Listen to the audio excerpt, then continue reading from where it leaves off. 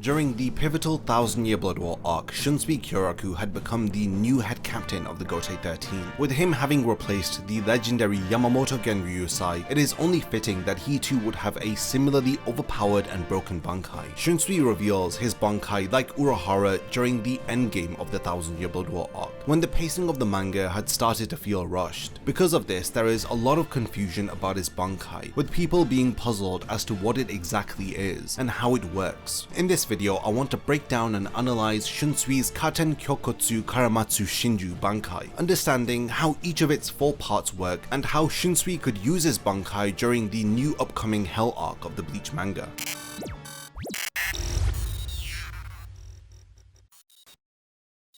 Before the video begins, only 20% of the people who actually watch my content are subscribed to the channel. If you enjoy these videos, then subscribe and stick around for more content just like this. Now let's get back to the topic of the video. Shunsui's Bankai Katen Kyokotsu Karamatsu Shinju makes its debut appearance at the end of chapter 647. During the Fate Karakuro Town arc in chapter 363, we learn that Shunsui had intended to reveal his Bankai against the #1 Espada Stark. This was after Ukitake had assumed that he wasn't going to use it, to which Shunsui had replied that he had intended to. Ukitake, who knows about Shunsui's Bankai, had advised him not to use it against the Espada, stating that his Bankai should not be released near to his comrades who are battling the other Arankars nearby. This foreshadows that Shunsui's Bankai affects its surroundings, and there is a risk that anyone near to it could be caught by its effects. Even before he releases it during the Thousand Year Blood War arc, he makes sure that he is away from the other Shinigami by making some distance between them. He even apologizes to his lieutenant in case she gets dragged into his Bankai. Shunsui's Bankai is activated when he holds both blades of his Shikai in front of him, with the blades pointing downwards towards the ground. This results in black thread-like arms spreading from where he is sat. There is also a noticeable change in the atmosphere around him, as Ichigo, Askin, Ganju and Chad react to his Bankai. They state that it feels like it has suddenly gotten darker and it feels colder. Chad says that he has the chills, and even Orihime comments on how she cannot stop trembling. Ichigo feels the intense spiritual pressure that is affecting them as he realizes that it is coming from Shunsui. After activating his Bankai, an intense aura surrounds him. He asks the Senrita Lil how the world appears to him now. Lil admits that the surroundings appear to have gotten slightly darker, but he is unimpressed if this is all that his Bankai can do, because he does not feel lonely and hopeless by it. The Bankai of the new head captain is not to be taken lightly. The intense spiritual pressure that resonated throughout the Royal Palace upon its activation is an indication of this. He had only activated it against the Quincy as a last resort. This was only after he had ensured that his comrades were out of the range of his spiritual pressure, so that they are not affected by his power. Shunsui is surrounded by a large aura, which helps him to alter the perception of his opponent, making them feel like it has suddenly gotten darker around them, even affecting how they feel, as the gloomy and bleak surroundings lead the enemy to feel hopelessness and loneliness. Shunsui's Bankai aims to exhaust his enemy to the point of death. The target is either killed by becoming so weak that they are effortlessly cut down, or they are alive but are being poisoned, drowned or injured by one of the acts of his Bankai. The power of Shunsui's Bankai is pretty confusing, but I'll break it down so that it's easy to understand. His Shikai is based upon the power to turn children's games into reality. He creates the rules of these games via his Zanpakuto, and anyone who is within the radius of his power is forced to take part in the game. This even includes Shunsui himself, and in terms of his Bankai, it is based upon a theatrical stage play, whereby each of the 4 acts of his Bankai follow the story that his Zanpakuto sprite Ohana and Shunsui are narrating. Shunsui plays a character within the story, and presumably the other character is played by his opponent. Like his Shikai, anyone who is within the range of Shunsui's spiritual pressure is subject to the conditions of his Bankai. Let's now talk about each of the 4 acts of his Bankai that we witness between chapters 648 to 649. The first act of Katen Kyokotsu Karamatsu Shinju is activated after either one of the fighters is injured. This act is titled the Sharing of Pain. Any injuries that either Shunsui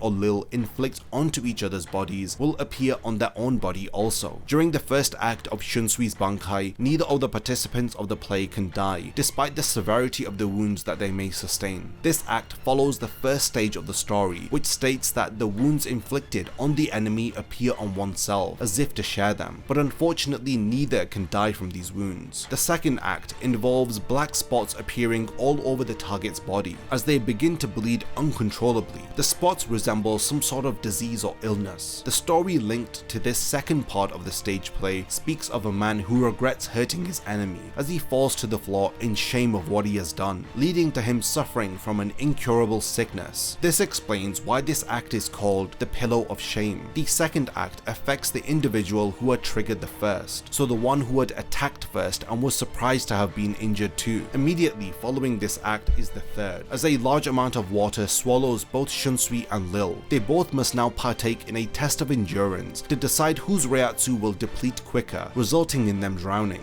The water that they are submerged into acts as a trap, since it prevents them from escaping. The more that they try to swim to the surface of the water, the deeper that they are pushed into it. The third act is called the Abyss, as the story continues with the narrator stating that the two combatants accept their fate and throw themselves into the rising water until both of their spiritual pressures are depleted. The final part to his Bankai involves Shunsui sheathing his swords as a white thread wraps around his opponent's throat several times. This thread is then pulled, decapitating the target. The story continues into the final act, which speaks of how a woman's pity is very cruel. She will not listen to the pleas of a man. Around her lover's throat shines a white thread, wet with regret. She desires to cut the threads of regret that are wrapped around him. This final act is called Thread Cut Blood-Soaked Throat. There is debate about whether if Shunsui can bring to life several different stage plays, or if it is just this one play that his Bankai is based upon. From what we have seen, there is nothing to indicate that there is more than one play that he can bring to life, since his Bankai was only used once within the series. This may explain why Ukitake did not want his Bankai to be shown out in the open. If information about the 4 acts of his Bankai became common knowledge amongst his allies and enemies, then it would render his Bankai useless. This is just speculation, but I'd like to hope that his Bankai is not just limited to this one story, and I'd want to believe that Ukitake advised Shunsui not to use his Bankai during the Fate Karakura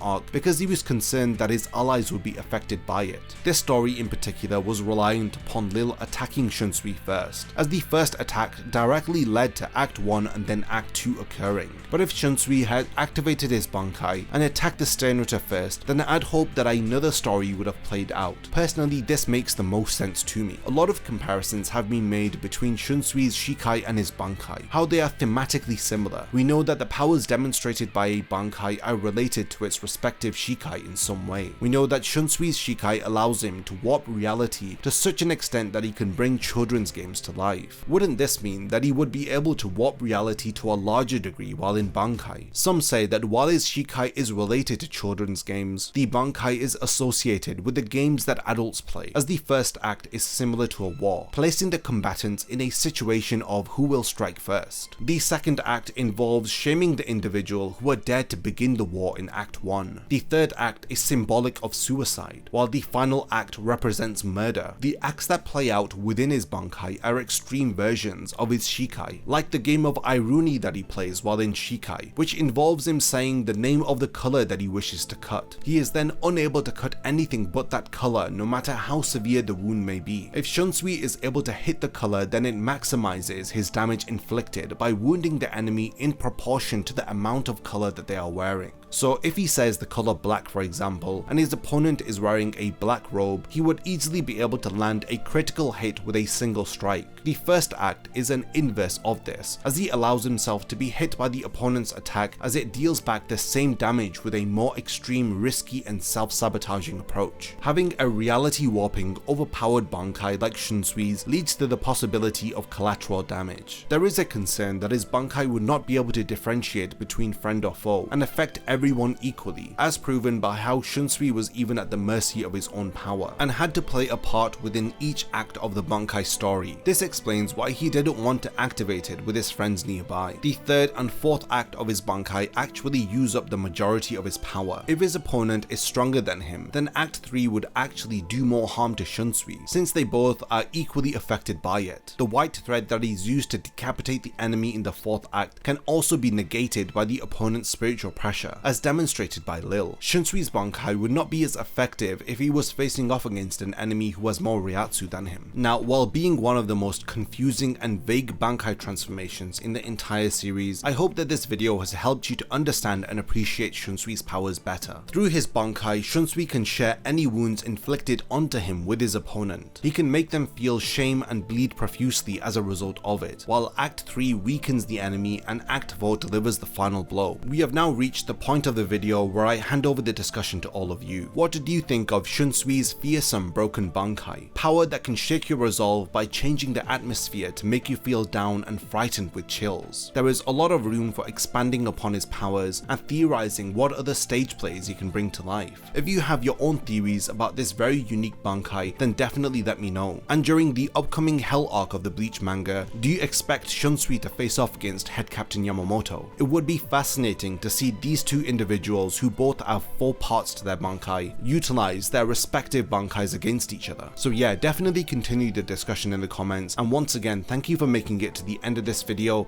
and I can't wait to see you in my next Bleach video.